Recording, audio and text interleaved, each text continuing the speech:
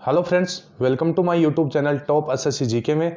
Friends, अगर आप भी एसएससी जीडी भर्ती 2023 की तैयारी में लगे हो तो ये वीडियो आपके लिए बहुत इंपॉर्टेंट रहने वाला है, क्योंकि फ्रेंड्स इस वीडियो में हमने 16 नवंबर 2021 के जो पेपर हुआ था इसके सेकंड शिफ्ट के क्वेश्चनों के बारे में यहाँ चर्चा करेंगे। इससे पहले हमने 16 नवंबर 2021 के फर्स्ट शिफ्ट के क्वेश्चनों के बारे में चर्चा की थी और इसका एक वीडियो भी बनाया था। आप चैनल पर जाके उस वीडियो को देख सकते हैं। फ्रेंड्स, ये वीडियो बनाने का हमारा मकसद यही है कि इस पिछले सालों के क्वेश्चनों में से बहुत सारे क्वेश्चन रिपीट भी होते हैं और एक आपको अंदाजा भी बन जाएगा कि किस प्रकार के क्वेश्चन एसएससी जीडी में पूछे जाते हैं। तो फ्रेंड्स, आपको क्या करना है, चैनल को सब्सक्राइब करना है जिससे कि आप हमारे नए नए वीडियो सबसे पहले मिल सके। तो फ्रेंड्स, वीडियो को पूरा देखना जिससे कि आपको ये समझ में आए। तो यहाँ पर शुरू करते हैं। फ्रेंड्स, यहाँ पर लिखा हुआ है, पहला क्वेश्चन है, निम्नलिखित में से किस देश ने 2020 आईसीसी अंडर 19 क्रिकेट विश्व कप के 13वें संस्करण की मेजबानी की। तो 13वें संस्करण की मेजबानी किसने की थी? तो इसका राइट आंसर हो जाएगा ऑप्शन 3, दक्षिण अफ्रीका। तो फ्रेंड्स, इसके बारे में कुछ और भी देख लेते हैं। जैसे 2022 का आईसीसी अंडर 19 क्रिकेट विश्व कप हुआ था। तो 2022 का कब हुआ था? तो 2022 का ये हुआ था वेस्ट इंडीज में। तो ये आप लिख लीजिए, वेस्ट इंडीज के अंदर हुआ था, ये वेस्ट इंडीज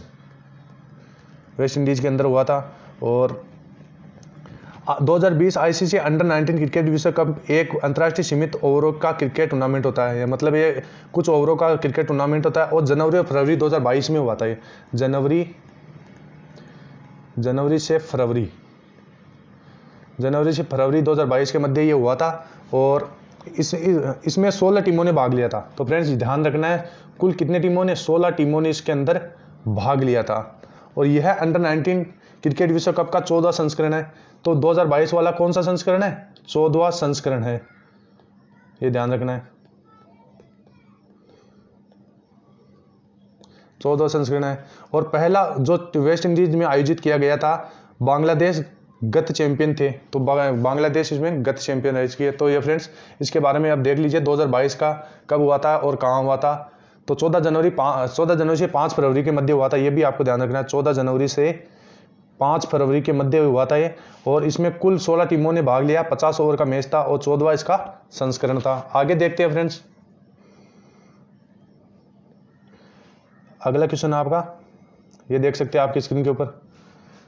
किसी विशेष वर्ष के दौरान देश के अंतर्गत उत्पादित सभी वस्तुओं और सेवाओं के मौद्रिक मूल्य खालिस्तान को कहा जाता है। तो किसी विशेष वर्ष के दौरान देश के अंतर्गत उत्पादित सभी वस्तुओं और सेवाओं के मौद्रिक मूल्य को खालिस्तान कहा जाता है। को क्या कहा जाता है मौद्रिक मूल्य को? तो यहाँ पर ऑप्शन है 3, सकल घरेलू उत्पाद। तो सकल घरेलू उत्पाद यानी जीडीपी को सकल घरेलू उत्पाद कहते हैं। तो जीडीपी का फ्रेंड्स आपसे फुल फॉर्म पूछ ले तो आपको क्या बताना है? Gross domestic products. मैं आपको बता देता हूँ, स्क्रीन पे लिख देता हूँ, ग्रॉस डोमेस्टिक प्रोडक्ट्स, ये होता है जीडीपी का फुल फॉर्म। तो फ्रेंड्स, इसको भी आपको ध्यान रखना है। और ग्रॉस डोमेस्टिक प्रोडक्ट किसी भी देश की आर्थिक व्यवस्था का पता लगाने के एक माध्यम है। मतलब आर्थिक व्यवस्था का पता लगाया जाता है इससे। किसी भी देश की अर्थव्यवस्था को मापने के लिए जीडीपी का प्रयोग किया जाता है, ये भी आपको ध्यान रखना है, जिसके माध्यम से देश के कुल उत्पाद को मापा जाता है, यह भी आपको ध्यान रखना है। जीडीपी को हिंदी में सकल घरेलू उत्पाद कहते हैं, जो आपको मैं क्वेश्चन के अंदर दिखा हुआ है। तो यह था जीडीपी के बारे में। तो अगला क्वेश्चन देखते हैं। अगला क्वेश्चन देख सकते हैं फ्रेंड्स, आपकी स्क्रीन के ऊपर है। इसमें आपसे पूछा है, तवेसा मलिक एक भारतीय खिलाड़ी है। मतलब किस खेल से संबंध है तवेसा मलिक का? तो ध्यान रखना फ्रेंड्स, गोल्फ से तवेसा मलिक का संबंध है। अगला क्वेश्चन देखते हैं। तो ये क्वेश्चन में चौथा क्वेश्चन आपके पास है, निम्नलिखित में से किस राज्य ने जनवरी 2020 में 71वें गणतंत्र दिवस परेड में सर्वश्रेष्ठ झांकी का पुरस्कार जीता? तो ये किसने जीता है, ये आपको बताना है। तो फ्रेंड्स, इसका राइट आंसर होगा ऑप्शन 4, असम। और अगर फ्रेंड्स आपसे पूछ ले कि गणतंत्र दिवस परेड 2022 में ये किसने जीता था, तो ये ध्यान रखना फ्रेंड्स, उत्तर प्रदेश राज्य ने इसमें ये प्रथम स्थान रखा था। तो राजपथ पर गणतंत्र दिवस परेड 2022 में राज्यों की झांकी में की उत्तर प्रदेश में प्रथम स्थान पर आया। तो 2022 का मैं लिख देता हूँ यहाँ पे, 2022 में रहा था उत्तर प्रदेश। 2022 में यहाँ पर उत्तर प्रदेश को प्रथम स्थान मिला था। और इससे पहले 2021 में भी पहले स्थान पर उत्तर प्रदेश था, ये आपको ध्यान रखना है। और 2020 में दूसरा स्थान मिला था, 2020 में उत्तर प्रदेश को यहाँ पर 2020 में यूपी को सेकंड पोजीशन पर रहा था ये उत्तर प्रदेश, ये आपको ध्यान रखना है। राजपथ पर उत्तर प्रदेश को लगातार 3 वर्षों तक गणतंत्र दिवस की परेड में सर्वश्रेष्ठ झांकी का पुरस्कार मिला है। तो ये 3 वर्षों तक उत्तर प्रदेश को सर्वश्रेष्ठ झांकी का पुरस्कार मिला है। और 2020 की बात करें 71वें गणतंत्र दिवस परेड में सर्वश्रेष्ठ झांकी का पुरस्कार किसने जीता, तो यह है असम। ये चीज आपको ध्यान रखना है। अगला क्वेश्चन देखते हैं। अगले क्वेश्चन में आपसे पूछा गया फ्रेंड्स, निम्नलिखित में से सर्वाधिक अभिक्रियाशील धातु कौन सी है। तो सर्वाधिक अभिक्रियाशील धातु का नाम बताना है। 4 ऑप्शन है, एल्यूमिनियम, सिल्वर, पोटेशियम, आयरन। तो 4 ऑप्शन दिए गए। तो फ्रेंड्स इसका राइट आंसर होगा ऑप्शन 3 पोटेशियम। पोटेशियम अभिक्रियाशील धातु है, ये आपको ध्यान रखना है। तो फ्रेंड्स इसके बारे में कुछ देख लेते हैं। जैसे एल्यूमिनियम है, एल्यूमिनियम का प्रमुख अयस्क होता है बॉक्साइट, ये आपको ध्यान रखना है, बॉक्साइट, ये एल्यूमिनियम का प्रमुख अयस्क होता है, ये हो गया। और आगे है जैसे लोहा, आयरन, आयरन को Fe भी कहते हैं, फेरस, सॉरी आयरन को का शायद Fe होता है, ये आपको ध्यान कर लेना है। और लोहे के 2 अयस्क है जैसे मैग्नेटाइड, हेमेटाइड,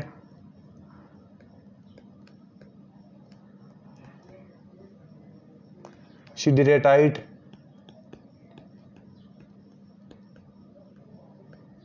ये लोहे के प्रमुख अयस्क होते हैं। तो ये इन सब का भी आपको ध्यान रखना है। और फ्रेंड्स अगर आपको सिल्वर चांदी के बारे में कुछ पूछ ले तो चांदी के प्रमुख अयस्क अर्जेंटाइन में लिख देता हूं यहाँ पे, अर्जेंटाइट, ये चांदी का प्रमुख अयस्क होता है। और पायराइटाइज भी यहाँ होता है, इसमें लिख देता हूँ पायराइटीज, ये भी प्रमुख अयस्क होता है। तो ये सब आपको ध्यान रखना है। क्वेश्चन फ्रेंड्स कहीं से भी पूछ लिया जाता है तो आपको सारा कुछ इसमें ध्यान रखना है। अगला क्वेश्चन है फ्रेंड्स आपका, देख सकते हैं, खालिस्तान पर आपको बढ़ना है। ज्ञातक या जात्रिक क्षत्रिय वंश के प्रमुख के पुत्र थे, यानी कौन उनके पुत्र थे, तो ये आपको ध्यान रखना है। फ्रेंड्स इसका राइट आंसर होगा ऑप्शन ए वर्धमान महावीर। ज्ञातक या जात्रिक क्षत्रिय वंश के प्रमुख के पुत्र थे, ये आपको ध्यान रखना है। और फ्रेंड्स अगर इसमें आपको पूछ ले गौतम बुद्ध के बारे में, थोड़ा बहुत मैं बता देता हूं गौतम बुद्ध के बारे में। तो गौतम बुद्ध, इनके पिता का नाम ध्यान रखना है। पहले तो इनके पिता का नाम था सुदोधन इनके पिता का नाम था, ये चीज आपको ध्यान रखना है। और इनकी माता का नाम था मायादेवी, तो ये चीज आपको ध्यान रखना है। और अगर इनका जन्म की बात करें तो गौतम बुद्ध का जन्म 563 ईसा पूर्व हुआ था, 563 ईसा पूर्व। और कहाँ हुआ था, लुम्बिनी नेपाल में, लुम्बिनी नेपाल के अंदर इनका जन्म हुआ था। तो ये चीज भी आपको ध्यान रखना है। और अगर मृत्यु के बारे में पूछ ले तो मृत्यु हुई थी 483 ईसा पूर्व, 483 ईसा पूर्व में इनकी मृत्यु हुई थी। तो यह भी आपको ध्यान रखना है। तो ये थी इस गौतम बुद्ध के बारे में कुछ जानकारी, तो यह भी फ्रेंड्स आपको इसके साथ साथ ध्यान रखना है। तो अगला क्वेश्चन देखते हैं। अगला क्वेश्चन आपका 7वां क्वेश्चन। तो यहां पर आपसे पूछा गया है, खालिस्तान ने अगस्त 2021 में मेजर ध्यानचंद नेशनल स्टेडियम नई दिल्ली में आयोजित एक कार्यक्रम में fit India mobile app launch किया था। तो फिट इंडिया मोबाइल ऐप किसने लॉन्च किया था, तो इसका राइट आंसर होगा फ्रेंड्स ऑप्शन 3 अनुराग सिंह ठाकुर ने ही 2021 में मेजर ध्यानचंद नेशनल स्टेडियम नई दिल्ली में आयोजित एक कार्यक्रम में fit India mobile app launch किया था। तो ये सब आपको ध्यान रखना है। और फ्रेंड एक नाम है उत्साह शर्मा इसमें, तो उत्साह शर्मा के बारे में मैं कुछ बता देता हूं आपको। उत्साह शर्मा कौन है, तो ये फ्रेंड 1985 बैच के IAS अधिकारी है, 1985 बैच की है IAS अधिकारी है। तो ये चीज आपको ध्यान रखना है। और जो जून 2023 में सेवानिवृत्त होगी, जून 2023 में यह सेवानिवृत्त होगी, ये भी आपको ध्यान रखना है। और 13 साल बाद राजस्थान में दूसरी महिला मुख्य सचिव होगी, ये 13 साल बाद राजस्थान की दूसरी महिला मुख्य सचिव होगी, राजस्थान में होगी दूसरी महिला सचिव, महिला सचिव, ये भी आपको ध्यान रखना है। और सचिव होगी जिसको लेकर कार्मिक विभाग ने आदेश जारी कर दिए। उषा शर्मा को राजस्थान राज्य खान एवं खनिज लिमिटेड अध्यक्ष का अतिरिक्त चार्ज भी सौंपा गया है। तो कौन सा चार्ज इनको सौंपा गया है, तो ये आपको ध्यान रखना है, राज्य खान एवं खनिज लिमिटेड, खान एवं खनिज लिमिटेड, खान एवं खनिज लिमिटेड। तो ये भी आपको इसके साथ साथ ध्यान रखना है। तो आगे बात करते हैं फ्रेंड्स नेक्स्ट क्वेश्चन की। तो नेक्स्ट क्वेश्चन यहां पर आपसे क्या पूछा गया है, ये रहा 8वां क्वेश्चन, और इसमें आपसे पूछा गया है किसी वस्तु के त्वरण को तब खालिस्तान कहा जाता है जब वह वस्तु एक सीधी रेखा में गति करती है और समय के नियमित अंतराल में उसका वेग बढ़ता या घटता रहता है। तो इनमें से कौन सा ऑप्शन खालिस्तान के स्थान पर आएगा, तो ये आपको बताना है। तो फ्रेंड्स जल्दी से राइट आंसर इसका कमेंट बॉक्स में कमेंट करें। तो इसका राइट आंसर हो जाएगा ऑप्शन ए, एक समान, यानी किसी वस्तु के त्वरण को तब एक समान कहा जाता है जब वस्तु एक सीधी रेखा में गमन करती है, सीधी रेखा में गमन करती है, गति करती है और समय के नियमित अंतराल में उसका वेग बढ़ता या घटता रहता है। तो फ्रेंड्स ये सब कुछ आपको ध्यान रखना है। और अगला क्वेश्चन है, तो फ्रेंड्स अगला क्वेश्चन आपको क्या पूछा गया देख सकते हैं, 9वां क्वेश्चन, भारत सरकार द्वारा पेंशन भोगियों के लिए शुरू की गई एक बायोमेट्रिक सक्षम डिजिटल सेवा निम्नलिखित में से कौन सी है। तो इनमें से कौन सी है ये आपको कमेंट बॉक्स में कमेंट करना है, जल्दी से बताइए। तो फ्रेंड्स इसका राइट आंसर दिया हुआ है ऑप्शन 3, जीवन प्रमाण योजना पेंशन भोगियों के लिए शुरू की गई है, ये आपको ध्यान रखना है। और फ्रेंड्स इसमें देख सकते हैं आप प्रधानमंत्री मुद्रा योजना। तो क्या है मुद्रा योजना, तो केंद्र सरकार ने छोटे उद्यम यानी कारोबारियों के शुरू करने के लिए प्रधानमंत्री मुद्रा योजना शुरू की है, यानी छोटा कारोबार जो व्यक्ति शुरू करना चाहता है उसके लिए प्रधानमंत्री मुद्रा योजना बहुत ही लाभदायी है। और इसके तहत लोगों को अपना कारोबार शुरू करने के लिए छोटी रकम का लोन दिया जाता है, इसके लिए छोटी रकम का लोन दिया जाता है। तो और ये फ्रेंड्स अगर आपसे पूछ ले इसकी शुरुआत कब हुई थी, तो मैं बता देता हूँ अप्रैल 2015 में इसकी शुरुआत हुई थी। तो ये चीज़ भी आपको ध्यान रखना है, अप्रैल में लिख देता हूँ यहाँ पे, अप्रैल 2015 में प्रधानमंत्री मुद्रा योजना की शुरुआत हुई थी। आगे फ्रेंड्स लिखा हुआ प्रधानमंत्री जन धन योजना। तो प्रधानमंत्री जन धन योजना की घोषणा प्रधानमंत्री ने की थी, तो ये ध्यान रखना है, इसकी शुरुआत पीएम ने की थी। और 15 अगस्त 2014 को ऐतिहासिक लाल किले से इसकी शुभारंभ किया गया था, तो ये भी ध्यान रखना है। तो 15 अगस्त 2014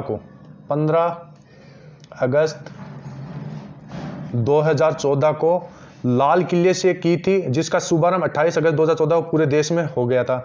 तो इसका पूरे देश में कब हुआ था, 28 अगस्त को, 28 अगस्त 2014 को पूरे देश में हो गया था, ये चीज आपको ध्यान रखना है।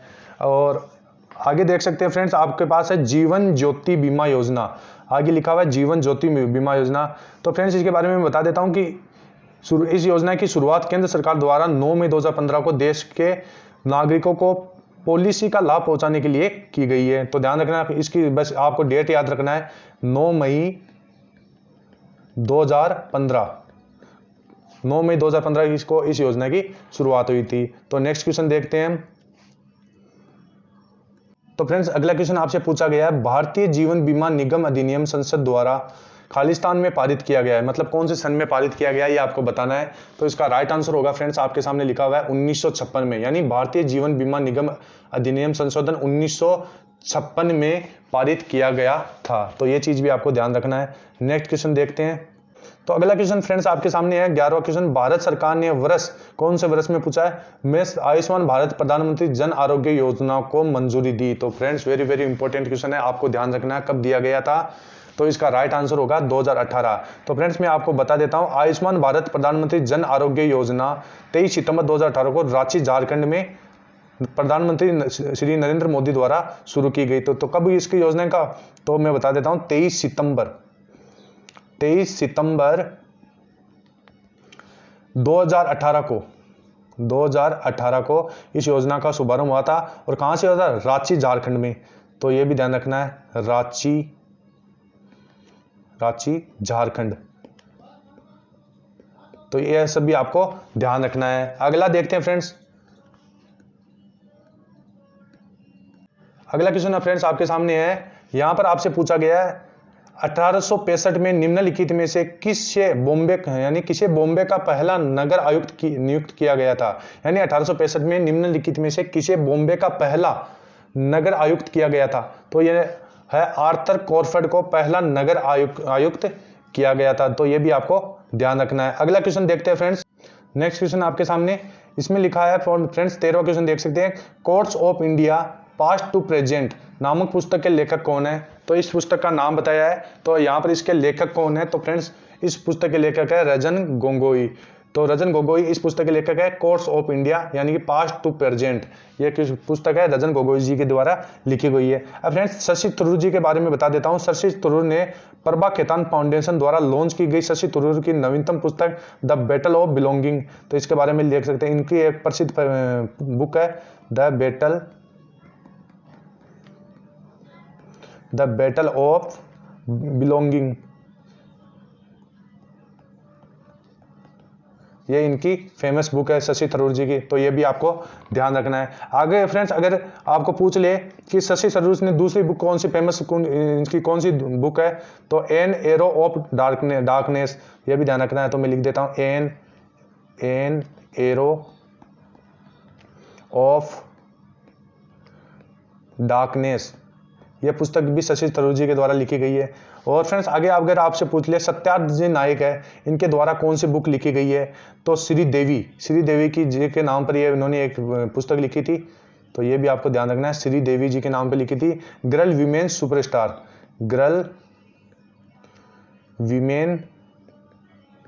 सुपरस्टार ये पुस्तक भी इन्होंने लिखी। तो ये भी आपको ध्यान रखना है। अगर जय कलिता के बारे में पूछ ले तो I am HI positive so what. तो इसके बारे में देख सकते हैं आई एम HIV पॉजिटिव और इसके बाद में ऐसा है सो व्हाट। ये पुस्तक लिखी थी जयंत कलिता ने। तो ये सब सारी पुस्तकें भी आपको ध्यान रखना है फ्रेंड्स। कोई सी भी पुस्तक आपको पूछ सकता है। अगला क्वेश्चन देखते हैं। अगला क्वेश्चन फ्रेंड्स आपकी स्क्रीन के है कि जुलाई 2019 में wing suit sky dive jump करने वाले प्रथम भारतीय वायुसेना पायलट का नाम क्या है। तो पूछा जुलाई 2019 में wing suit sky dive jump करने वाली प्रथम भारतीय वायुसेना पायलट का नाम क्या है। तो ये इनका नाम है तरुण चौधरी। इन्होंने ही किया था स्काई डाइव जंप करने वाले। तो यह ध्यान रखना है तरुण चौधरी है। अगला क्वेश्चन देखते हैं फ्रेंड्स। यहां पर देख सकते हैं 15वां क्वेश्चन पूछा उत्तर प्रदेश के कैबिनेट ने एक प्राणी उद्यान का नाम स्वतंत्रता सेनानी और क्रांतिकारी अशफाक उल्लाह खान के नाम पर रखने के प्रस्ताव को मंजूरी दी। तो यह गोरखपुर के तो उत्तर प्रदेश के कैबिनेट ने गोरखपुर के एक प्राणी उद्यान का नाम स्वतंत्रता सेनानी और क्रांतिकारी अशफाक उल्लाह खान के नाम पर रखने के प्रस्ताव को मंजूरी दी है। तो यह भी आपको ध्यान रखना है फ्रेंड्स। अगला क्वेश्चन देखते हैं। यहाँ पर फ्रेंड्स अगला क्वेश्चन देख सकते हैं निम्नलिखित में से किस राज्य में बोरमदेव मंदिर स्थित है जहां प्रत्येक वर्ष मार्च के अंतिम सप्ताह में बोरमदेव महोत्सव मनाया जाता है। तो यह कहां पर मनाया जाता है बोरमदेव महोत्सव। तो यह है फ्रेंड्स छत्तीसगढ़ में। तो इसका भी आपको ध्यान रखना है। और पश्चिम बंगाल के बारे में पूछ ले तो इसका फेमस मंदिर देख सकते हैं डोल पूर्णिमा। और एक डोल पूर्णिमा नाम का एक उत्सव मनाया जाता है। तो ये भी लिख सकते हैं डोल पूर्णिमा कहां पर मनाया जाता है पश्चिम बंगाल में। होली का त्यौहार है ये ध्यान रखना है। और पश्चिम बंगाल के कई त्योहारों में यह सबसे प्रमुख त्यौहार है। इस राज्य में होली का त्यौहार अन्य नामों से भी प्रसिद्ध है। यहाँ पर है पूर्ण पूर्णिमा, वसंत उत्सव और धोल यात्रा। ये भी इनके उपनाम है, आपको ध्यान रखना है। अगर आपको पूछ ले तमिलनाडु का पूछ ले तो फ्रेंड्स तमिलनाडु के बारे में मैं बता देता हूँ। थिप्पूसुम ये लिख लो आप थिप्पूसुम त्योहार तमिलनाडु राज्य का एक प्रमुख त्योहार है। यह भी आपको ध्यान रखना है। और आगे पूछ सकता है फ्रेंड्स कर्नाटक का। तो मैसूर दशहरा कर्नाटक का है मैसूर दशहरा। यह फ्रेंड्स प्रमुख त्योहार महोत्सव है। आपको यह ध्यान रखना है। इनमें से भी आपको पूछ सकता है। तो अगला क्वेश्चन देखते हैं फ्रेंड्स। अगला क्वेश्चन आपसे पूछा गया है 17वां क्वेश्चन आप देख सकते हैं। 1857 तक खालिस्तान भारत के मुगल सम्राटों का लगभग 200 वर्षों तक का निवास स्थान रह चुका है। तो कौन रह सका है या चार ऑप्शन आपके सामने। तो इसका राइट आंसर होगा ऑप्शन 1 लाल किला। यानी 1857 तक लाल किला भारत के मुगल सम्राटों का लगभग 200 वर्षों तक निवास स्थान रह चुका है। यह भी फ्रेंड्स आपको ध्यान रखना है। तो फ्रेंड्स अगला क्वेश्चन आपसे पूछा गया है 18वां क्वेश्चन, महानदी नदी के बारे में निम्नलिखित में से कौन सा कथन गलत है। तो कौन सा कथन गलत है? तो पहला कथन है इसके जल ग्रहण क्षेत्र का कुछ हिस्सा महाराष्ट्र में स्थित है। तो ये तो सही है। और यह छत्तीसगढ़ के पहाड़ी इलाकों से निकलती है, ये भी सही बात है। और यह लगभग 860 किलोमीटर लंबी है, ये भी सही है। तो इसमें तीसरा ऑप्शन है यह अरब सागर में बहती है, यह कथन इसमें गलत है, इसको आपको याद नहीं रखना है, यह गलत ऑप्शन दिया गया है। अगर फ्रेंड्स आपको महानदी के बारे में कुछ पूछ ले तो महानदी छत्तीसगढ़ में महानदी के तट पर धमतरी, कांकेर, चारमा, राजिम, चंपारण, आरंग, सिरपुर, शिवरी, नारायण और उड़ीसा में सलुम्बुर, बालांगीर, कटक आदि स्थान है तथा पेरी, सोंडूर, शिवनाथ, हसदेव, अरपा, जोंक, तेल आदि महानदी की प्रमुख सहायक नदियां हैं। तो सहायक नदियों के बारे में आप लिख सकते हैं थोड़ा। सहायक नदियां कौन कौन सी इसकी? तो पहली तो है पेरी, ये पहली इसकी सहायक नदी है। और सोंडूर इसकी सहायक नदी है। शिवनाथ, ये मुख्य सहायक नदियां है फ्रेंड्स, आपको ध्यान रखना है। तो अगला क्वेश्चन देखते हैं। अगला क्वेश्चन आपसे क्या पूछा गया है? अगला क्वेश्चन यहां पर आपसे पूछा गया फ्रेंड्स, भारतीय संविधान के 44वें संविधान संशोधन यानी 1978 के तहत निम्नलिखित में से कौन सा एक मौलिक अधिकार नहीं है? तो फ्रेंड्स संपत्ति का अधिकार एक मौलिक अधिकार नहीं है, यह चीज आपको ध्यान रखना है। और फ्रेंड्स अगर आपको पूछ ले समानता का अधिकार, तो समानता का अधिकार कौन कौन से अनुच्छेदों में आता है? तो अनुच्छेद 14 से 18 यहां पर समानता के अधिकार इसके अंदर दिए गए हैं, यह भी आपको ध्यान रखना है। इसमें भेदभाव और अस्पष्टता को रोकने और जो सामाजिक बुराइयां हैं यानी सामाजिक कुरीतियां हैं, जो अस्पष्टता है और भेदभाव है, तो इनके बारे में इनका बताया गया है। तो ये चीज भी आपको ध्यान रखना है। अगला क्वेश्चन है फ्रेंड्स, देख सकते हैं यहां पर आपसे पूछा गया है 30 अक्टूबर 2020 को जम्मू कश्मीर के राज्य चुनाव आयुक्त के रूप में किसे नियुक्त किया गया है? तो ये किसे नियुक्त किया गया फ्रेंड्स? ऑप्शन 2 केवल कुमार शर्मा को जम्मू कश्मीर के राज्य चुनाव आयुक्त के रूप में नियुक्त किया गया है। तो ये भी आपको ध्यान रखना है। फ्रेंड्स यहां पर नेक्स्ट क्वेश्चन आपसे पूछा गया है, निम्नलिखित में से कौन सा जंतु अपनी त्वचा द्वारा श्वसन करता है? तो 4 ऑप्शन है, हिरण, खरगोश, मोर, मेंढक। तो इसमें फ्रेंड्स मेंढक अपनी त्वचा द्वारा श्वसन करता है, यह चीज आपको ध्यान रखना है, मेंढक अपनी त्वचा द्वारा श्वसन करता है। तो अगला क्वेश्चन देख सकते हैं। अगला क्वेश्चन आपसे पूछा गया है, लाल लिग्गा किताब खालिस्तान से संबंधित है। तो लाल लिग्गा किताब किससे संबंधित है, यह आपको बताना है। तो ऑप्शन 1 है दौड़, ऑप्शन 2 है cricket, option 3 tennis, option 4 football. तो फ्रेंड्स फुटबॉल से लाल लिग्गा किताब संबंधित है, यह आपको ध्यान रखना है। तो अगला क्वेश्चन आपसे पूछा गया है, ये देख सकते हैं आप